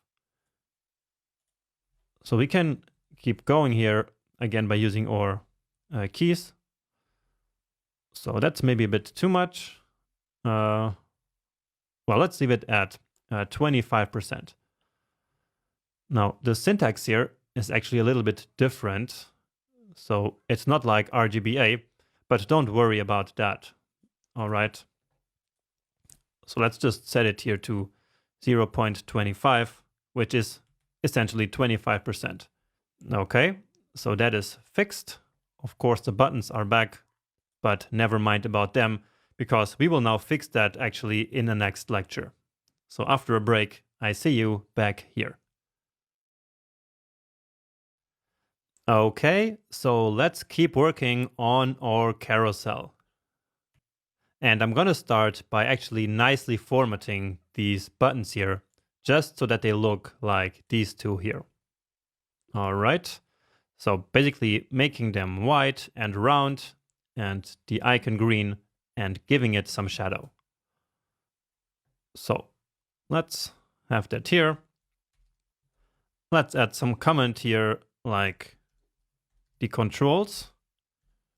And so we want our button here. So first of all, the background color was, remember, white. Okay. And then since this is actually a button, it has by default a border that we need to remove. So that's a problem we run into before. And so the trick is always to set border to none. And so then it actually disappears completely. But let's set that back. So here we can simply define some height and some width. Let's say 40. I think that's part of our list here. Well, actually not. But let's cheat here in this case and use the value that's between 32 and 48. So we need to do that so that it looks more like the actual example, and with 40 pixels as well. So there we go, and finally we can see actually the icons now as well, but they are very small, so we need to change that. And here they are called button icon. So button icon, and again we will go with the height and width of 24 pixels. And there we go. Nice. Now, the fact that they are actually not squared, so basically that the width property is not being respected, is the fact that they are right now flex items. And so remember, the width works a little bit differently there. So right now the browser is trying to fit all this content here into the flex container, and so it will automatically shrink these items here, even though we set a width of 40 pixels. So if we actually want to see the real result, we should now take them out of this flex container. And the way in which we will do that is by actually positioning them absolutely. All right, so I will show you a little bit later why we do it that way. But for now, let's just do that. So position, absolute. And so remember, by doing that, we take the element completely out of the flow of the page, right? So for the surrounding elements, it is as if these elements were no longer on the page. And so then basically only these two elements here remain as flex items. All right, so that's very important to remember about absolute positioning. And another thing that's very important to remember is that we need to specify inside of which container these elements should actually be absolutely positioned. So in relation to what parent the absolute positioning is going to happen. And remember that we need to basically choose a parent element and set that one to position relative. All right. So in this case, that is pretty obvious, right? So the element that should be the parent of these two here is this entire carousel. So it is inside of that we want the absolute positioning to happen. So we need to do this, even though it is, of course, already the parent. But we still need to do this. Okay, let's see what happens now. And there we go. So now they are finally back to being squared, even though they are, of course, still not exactly in the position where we want them to be. But we will worry about that later. For now, let's finish formatting them. And so we want them to be round, and therefore let's use a border radius with a really high value. Or actually, since they are squared, remember we can simply say 50%, and that will then make them round as well. Then here we want actually this to have a color. So this icon, again, we use the stroke property. All right, and there we go. And then it looks as if this icon here is not really centered inside the button, but we can actually fix that quite easily because this element here is a child element. And so we can actually use this nice trick of simply setting this to a flex container and then align items to center it horizontally or actually vertically and justify items or justify content, of course, and center as well. And so now that is nicely centered. So as we saw here, Flexbox is even very helpful when there is only one flex element. So one flex item. So in the button, of course, there is only one element. But still, in order to vertically center that, the easiest way is to declare the parent element as a flex container and then center it both horizontally and vertically like this. All right, but now comes the time where we actually want to position these two elements. So this one here should go to the right and then a little bit outside of it, and the other one to the left, right? So actually we need two different classes for each of them, so we can position them separately. So this one is, this is one button. So let's give it here simply another class. So a variation of button, which is button left. That's why I like to use these two dashes there. And then button right, like this. Okay. Actually, let's do it after the real button. So let's start by saying left 0, and then on the other one we say right 0. Okay, so that looks good already. And for some reason they are already vertically centered, but let's pretend they are not. Okay, so probably that is because of this flex container. Let's see. So they are still in a way flex items, even though they are absolutely positioned. And so if we no longer would align these items vertically, then you see that they would actually also move to another position. So for now, as we implement the technique that I want to show you next, let's leave it like this. All right. So let's go back to these buttons, because now I'm going to explain you and to show you a brand new technique that we use in CSS all the time, actually. And so this one has to be with absolute positioning and also kind of with centering at the same time. So to start, let's go back here to see what we actually want, which is these two buttons here to be exactly vertically centered, and even more importantly, also exactly centered here, basically on this line. So on this transition. All right. So how can we do that? And let's actually first focus on the vertical centering using absolute positioning. Okay. So we might think that we could vertically center this element simply by setting the position here to 50%. So actually the top. So here in the top property, remember that we can specify the distance basically from the top. And so we can do also that in percentages. So for example, we could specify 10%, and then that would look like this. However, we can also specify 50%. And so as I was just saying, we might think that since 50% is like half of 100%, that this might then vertically center this element. So let's take a look. And, well, it kind of does, but it also doesn't. And the reason for that is that basically 50% is exactly half of the width of the parent container. And so that's from here to here. But that is only the start of the element. So the element starts right here, but basically we would like the center of the element to be here in the center, right?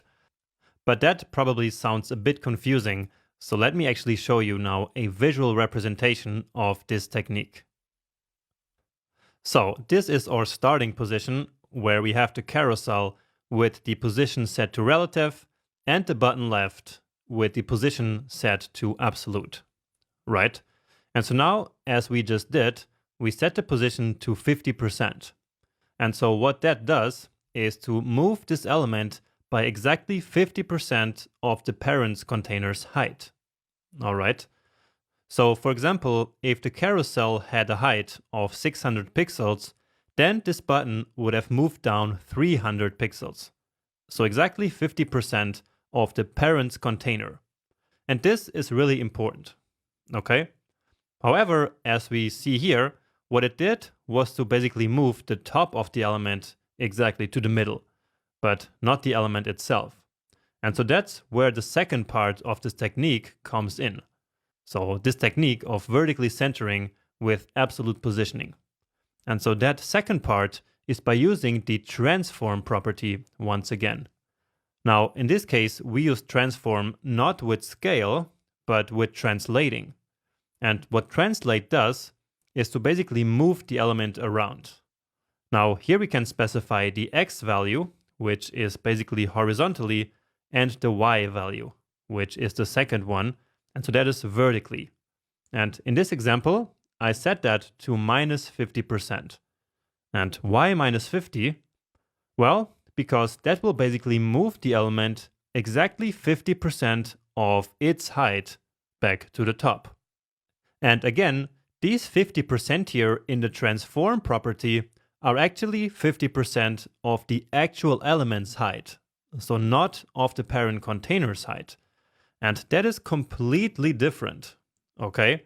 And so the result of doing this is that now the element will be exactly centered vertically. So again, the translate property takes two values, where the first one is basically horizontally and the second one is vertically. And so by specifying minus 50% means that the element will move up because of the minus, and it will move up by exactly 50% of its actual height. And so by doing this, after the second step, it will be completely centered vertically. All right. So I hope that made sense, especially with this animation, and maybe we can play that again. So we start here, which will move the element down here. So again, 50% of the parent container's height. Then we add the translate, as I just explained, which will move it back 50%. Okay? And so let's now go back to code and actually implement this. Okay, so here we are back, and actually let's put this here in the button left so that we don't get too confused. Okay, so that looks the same, but now let's go back to our transform property. So transform, and remember, now we don't use scale like we did before, but we use translate. And here, again, we set the first one to 0 by now, which is horizontally, and then vertically, we want minus 50% for the reasons that I just explained to you. And so take a look at this button now, and there we go. Now it is vertically centered using this absolute positioning technique. Great, so that's beautiful, but you might be wondering why we didn't simply use the power of Flexbox for this. And the reason is that, well, we actually don't want this to be a flex element. That's the first thing. The second thing is that sometimes we actually want to position an element absolutely like this, and then it is important that you know this technique. And third, is because actually we want to use translate also horizontally, right? Because in this case, if we simply used flexbox, then actually this wouldn't work. First, because remember it created all those extra gaps for all of these elements that we did not want. And then also because it would be impossible to place these elements basically outside of the container, which is exactly what we're going to do now, right? So what I mean here is that this translate, of course, is not only vertically, but also horizontally. So we can specify a value here. So let's experiment first with some other value, let's say 10 pixels, just so you see how it works. And so what happens is that it moved 10 pixels to the side, right? But what if we set it to 50%? Well, then basically it will move half of its own width to the right side. So that's almost what we want, but we want it to move to the left side, right? And so we say minus 50%, and there you go. Now it is exactly where we want it to be. So right in the center here, basically vertically centered with this border here. So this end of the element. And to make that even more visible, let's add some box shadow here. Okay, so vertically 12 pixels. Then let's blur it 24. And once again, I'm just using this here very quickly. And with experience, this will become easier for you. All right. And so now we can see that beautifully, right? It is really exactly at the center. Now, we could, of course, also have done it completely without the transform. So if we did this, of course, it would look like this. And we could then try to guess these values here kind of manually. But the problem is that, again, these top and left values are not in relation to the element itself, but to the parent element. So that is really one of the main takeaways of this lecture. So in relation to parent element, so I'm actually writing that down here for you, and this is in relation to element itself. And so here we could now like say minus 125 pixels or something. And in this case, we do actually know the width of these elements. So we could have said like minus 20 pixels, and then that would have worked. But usually that is actually not the case. So that is oversimplifying it. So usually we would have to mess here manually with some pixels, or even with some percentage, which is even worse, like 3%, for example. And then that is too much, so we would try 2%, which is not enough. And so, yeah, this is not a good idea.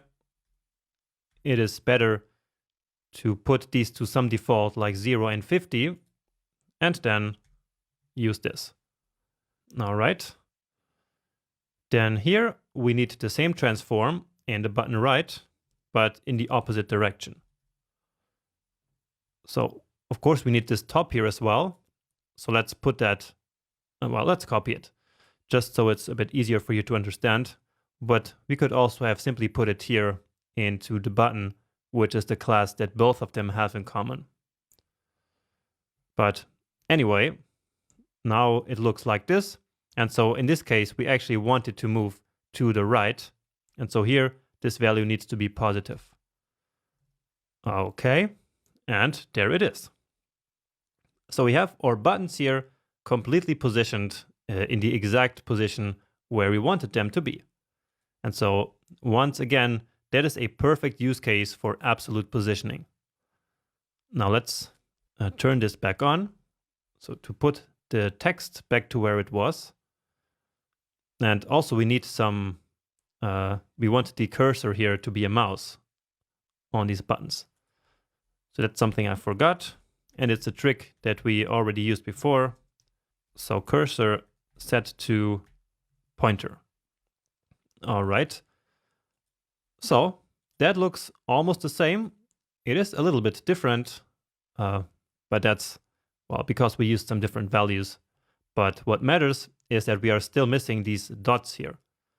So these are basically also buttons, and they are located also outside of this container. All right. So if it's outside of its own container, that looks again as if we will need some absolute positioning here, right?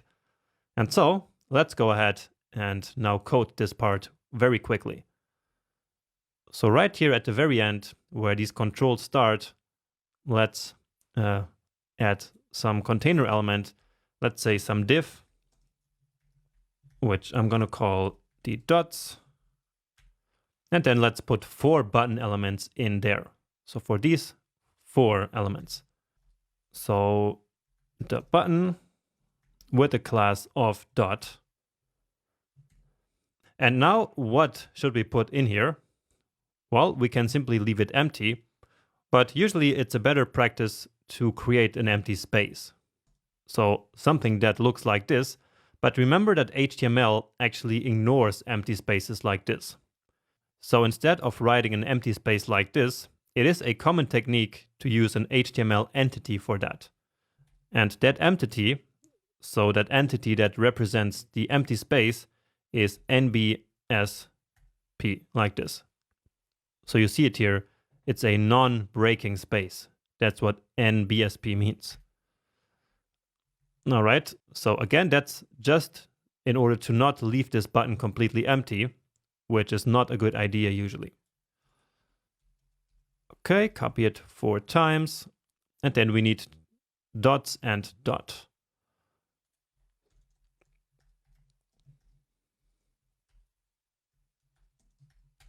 Okay, and let's start with these, giving it some height and some width. And the visual styling here is not really important. For me, what matters most at this point is more like the stuff about laying out the elements actually. So again, since this is a button, we need to reset the background color or set it to something. So let's set it to white. And then it looks like we have some border going on here, right? So border, and that is a 2-pixel border, solid and or green. Okay, let's check that out. And here it is. Now we cannot really see the border because it is green. And this whole dots element is of course now yet another flex item, because we didn't yet position it absolutely. But let's do that a bit later and continue styling the dots. So here, let's also make them round with a border radius of 50% and give it the cursor like this. Okay. All right. And now we need to also put them side by side, I guess. All right. So for that, well, actually, let's first position them absolutely. So position absolute. Okay, there they are. And now, of course, we want them to be in the center. So right here, and then at the bottom for now. And so we will now again use the exact same technique that we used before, only it being horizontally this time.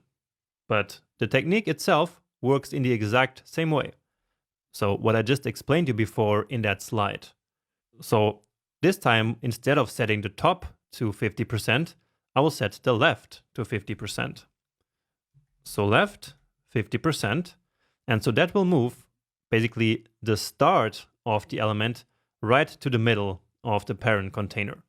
Because again, top and left use the dimensions of the parent element as the reference. Okay, but now we use transform and then translate. And now the first value is the horizontal one. And so we move it back 50%, which remember is in relation to itself. All right, and so now it's in the center. Nice.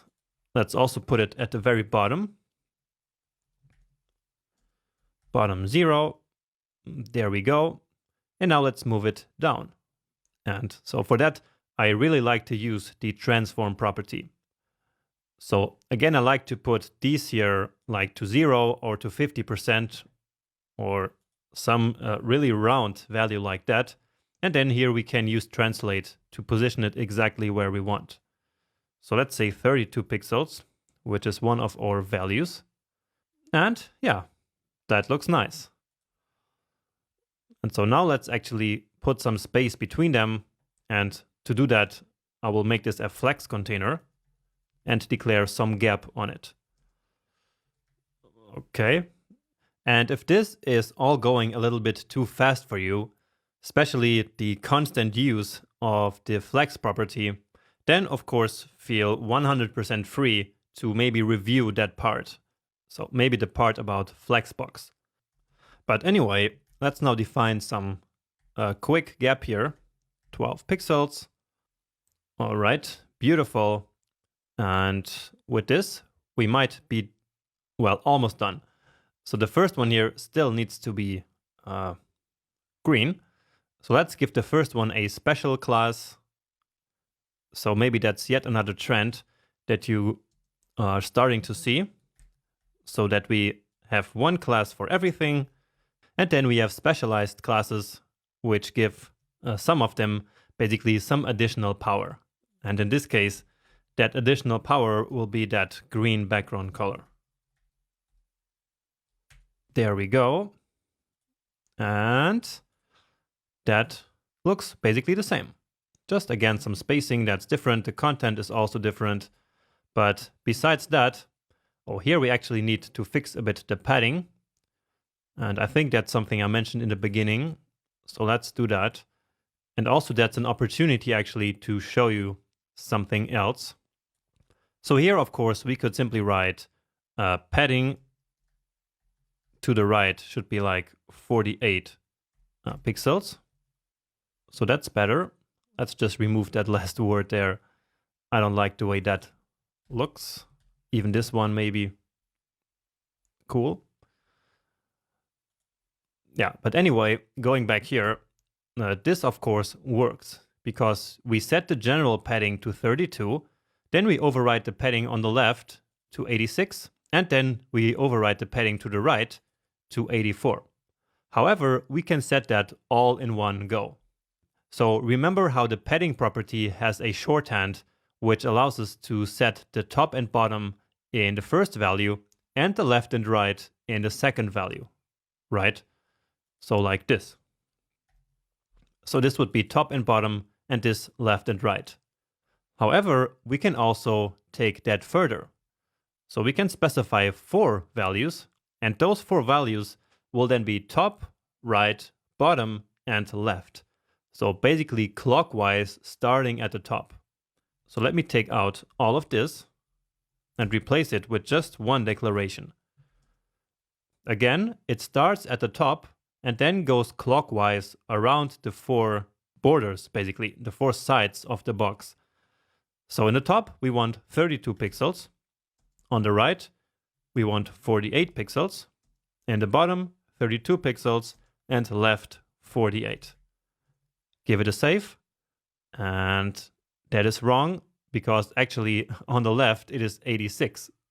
So this one here. And so now it is correct. And so now we did actually finish this small project. It was a bit bigger than I thought it would be, but still, I think it was fun and the final result looks fantastic. And we did learn a lot of things here. Actually starting with this. So this is something new. Then we learned how to scale an image. And then finally, we learned this very important technique where we could place an element anywhere that we wanted by using a combination of absolute positioning and transform with translate. So maybe experiment a little bit with the transform property with the translate function. So try different values here for horizontal and vertical placement, and yeah, that will then help you solidify this new knowledge. And then I see you back here for our next component, which is going to be a table. And I promise that's going to be a little bit simpler. The next component that we're going to build is a table. So we're going to build a similar table to this one that we saw in our component gallery. So again, this is what our final table will look like. And let's again start by creating a new HTML file. So 03 table.html. And now remember, we will copy the code from this component. So selecting everything and then pasting it here. Then let's also go back here. So to this base URL here, basically. And then we're going to select, oh, actually right here, we need to do that. So we finished our carousel before. Now let's go back. So this here is indeed the base URL. And then here, now we have we need to reload, apparently. So now here is the table. So it's still empty. And so let's get started. And the first thing that I want to tell you is that tables are actually not used a lot anymore in web development. Now, way back in the day, tables actually used to be the first way in which developers built layouts. But now, of course, with Flexbox and CSS Grid, we have way better ways of doing that. However, that being said, tables do still have a place in HTML, especially if we are really trying to represent some data set that can be displayed using a table. And so then the table is the most semantic way of doing that. So let's see how it works in HTML. So we have the table element, and so all starts with that element. So the table element, and then for each of the rows that we want in the table, we use a tr element. So tr stands for table row, right? And then inside of the row, for each column, so basically for each piece of data, we use a td element. So td stands for table data.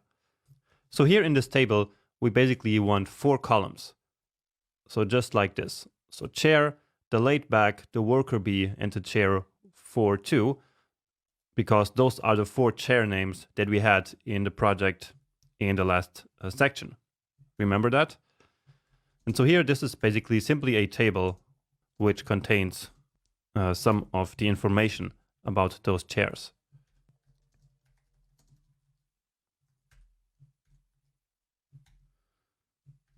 And now the chair 4.2. Let's also create another row right away before we actually see what it looks like in our HTML. And let's actually create another row here before we see the result in the browser. So a second row, and so therefore another tr element here. And then once again, inside of that, 1 td for each of the pieces of data. So here we want the width. So this row here is all about the width dimension. So 80 centimeters, then here, and this other one has 220 centimeters. Okay, so let's check it out.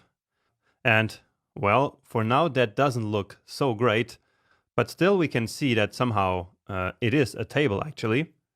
So this 60, for example, starts right here below the worker bee. So in the same place here. And so it does look like a table already, but of course we will need to style it a lot using CSS. But for now, let's actually finish here and add the other 2 rows. And you see that this is actually a lot of work, writing all this code like this. Here I'm even missing the td.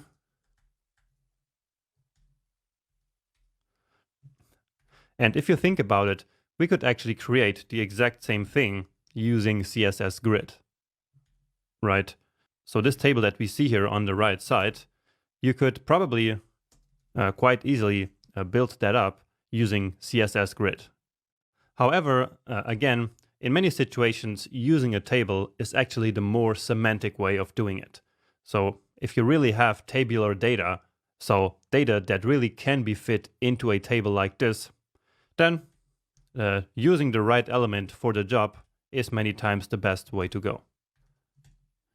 So even though visually we could create the same thing in another way.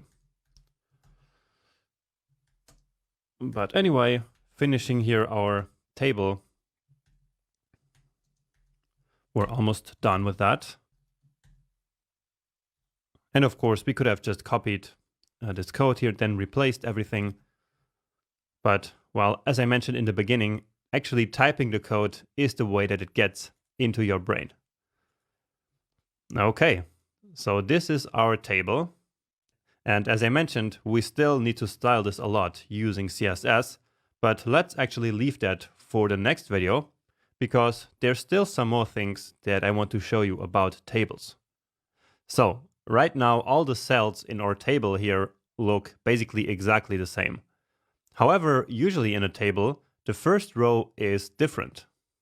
So as we see here in the demo, the first row has this background color and the text is bold, and the same thing here for the first column.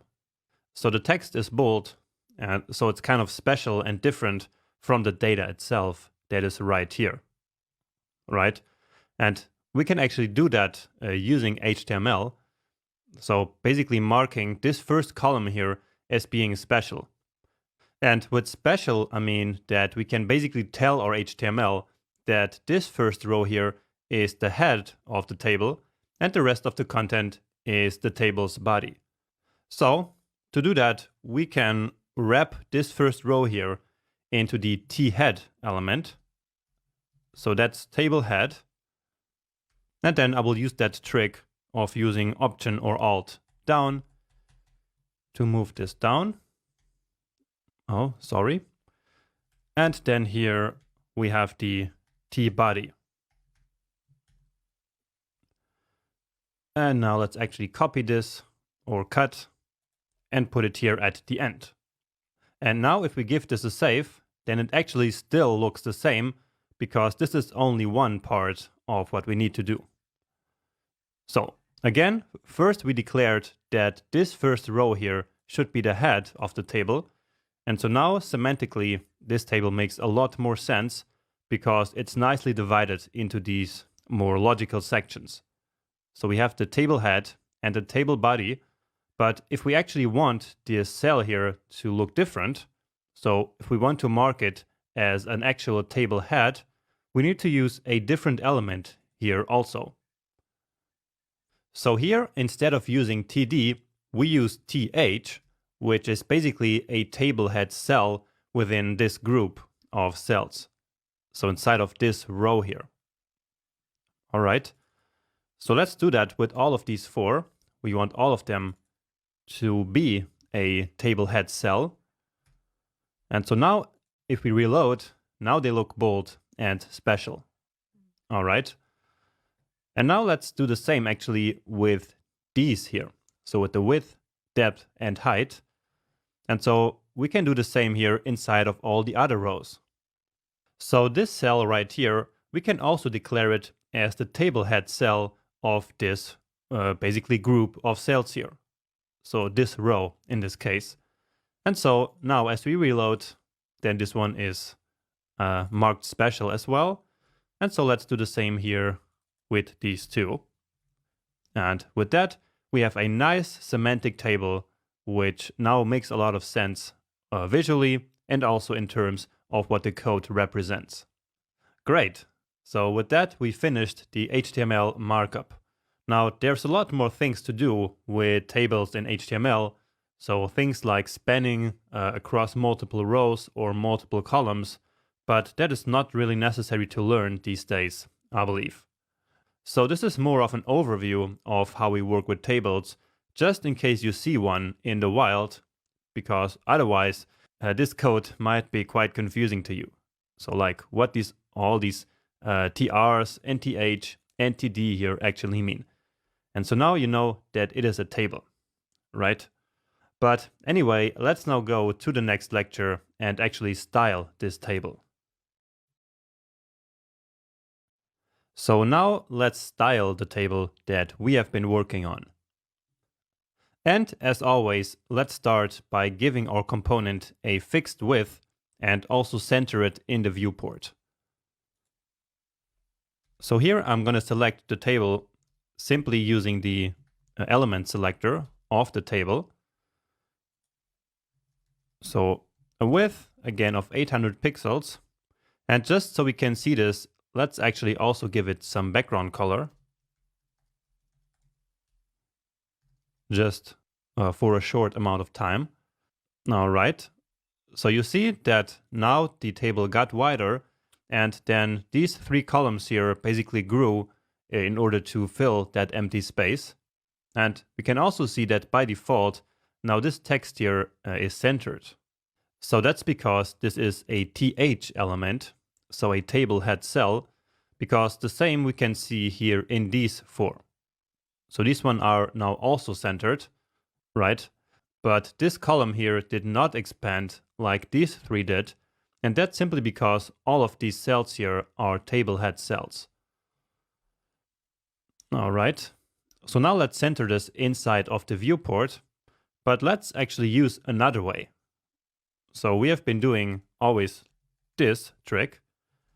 So margin something and then auto. And of course, that is going to work here as well.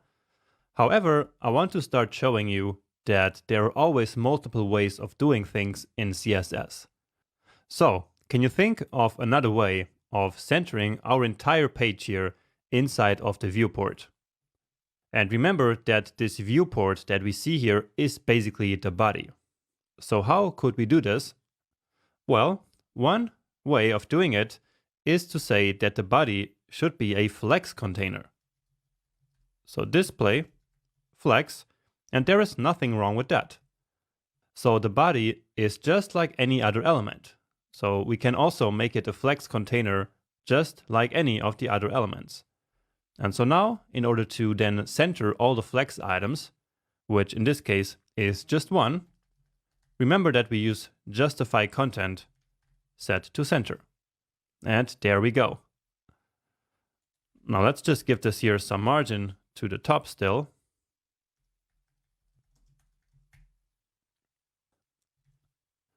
All right. Now let's remove this color here.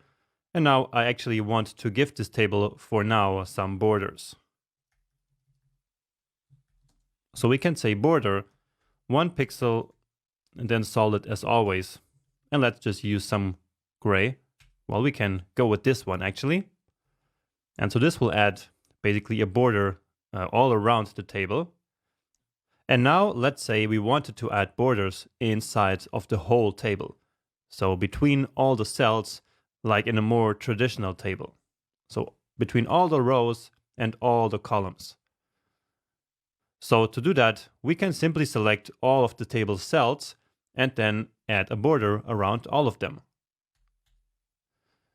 Now, our cells are these TD elements and also the TH elements, right? So we need to select both of them at the same time here if we want to style them in the same way.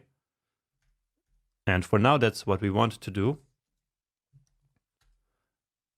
And so, as I was saying, let's add some border here of 1 pixel solid and or gray color. And there we go. And that looks a little bit strange, but if we think about it, this result actually makes sense. So each of the cells has a border around it, and so that's why here basically we have two borders very close to each other. Right? Now usually we don't want this to look in this way, and so there is this weird property which is called border collapse. And so basically what we will do here is that when we have two borders close to one another, like we have here, we can make them collapse. So collapse means that these will basically be put together into just one border. So just like this. So see the difference? Before, we basically had two borders in the same position. So here, for example, coming from the top of this one and coming from the bottom of this one. And so if we say we want to collapse them, then they are transformed into just one. Now here, let's also add some padding. So 16 top and bottom, 24 left and right, let's say. So that is starting to look more like a real table. And actually we want all of the text here to be aligned to the left. So no centering. And so text align left. Nice. So that is starting to look a little bit like what we have here. Right. But now let's actually get rid of these borders, because in this case we don't want it, but I still wanted to show you how you could add borders in the correct way if you wanted to do that for your own tables at some point. Great. Now remember, what we want to do now is to format this first row here to have this green background color, and the text should also be white. Okay. So how are we going to do that? Well, we somehow need to select basically all of these cells that we have here and format them individually. So we usually never format like an entire row or the head. So instead, what we do is to format the cells themselves. Now these four here are TH elements, but we cannot just do this, because there are also TH elements right here. So inside of the table body. But we just want the ones that are in the table head. And so we can simply do this, right? So a descendant selector selecting only the table head cells that are inside of the actual table head. And so here we can now give them that green background color. And also set the text to white. Okay, so that is starting to look better and better. Now we have this issue that we have kind of these invisible borders here, basically between these cells. And in order to fix that, we actually need to make them disappear by turning this one here back on. So we do, in fact, always need this border collapse here set to collapse. All right. And so now, since we didn't specify any borders, then these invisible borders that we had here before kind of disappeared. Now, if we take a look here at the demo, we see that actually the four columns have the exact same width. So let me show you how we can also do that. And so basically what we need to do is to format the width of these very first cells, so the ones that are in the head, and then the entire table will follow. So it will automatically adjust itself if we say that the width of each of these table head cells, so these four here, should be 25%. So 25% is of course 100% divided by 4. And there we go. All right. And with that, we are almost done. So if we compare it here, it looks almost the same. While the text is a little bit bigger, let's fix that as well.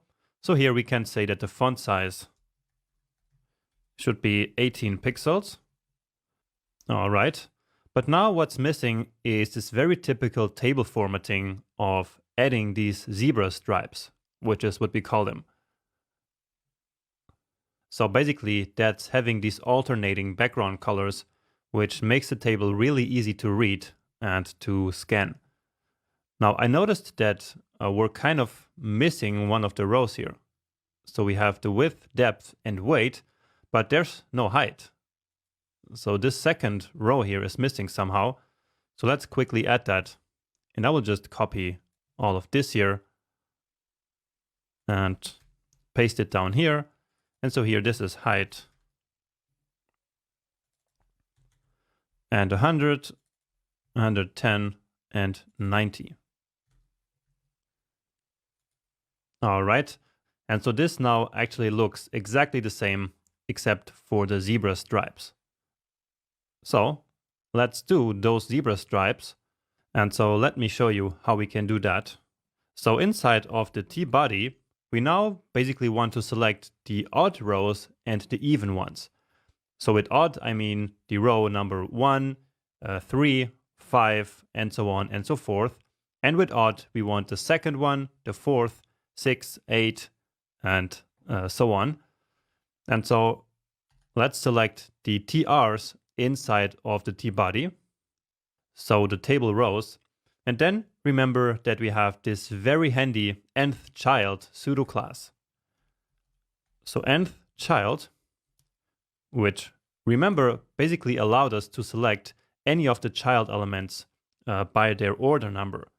So for example, we could do this, select just the third one, and set the background color to red there.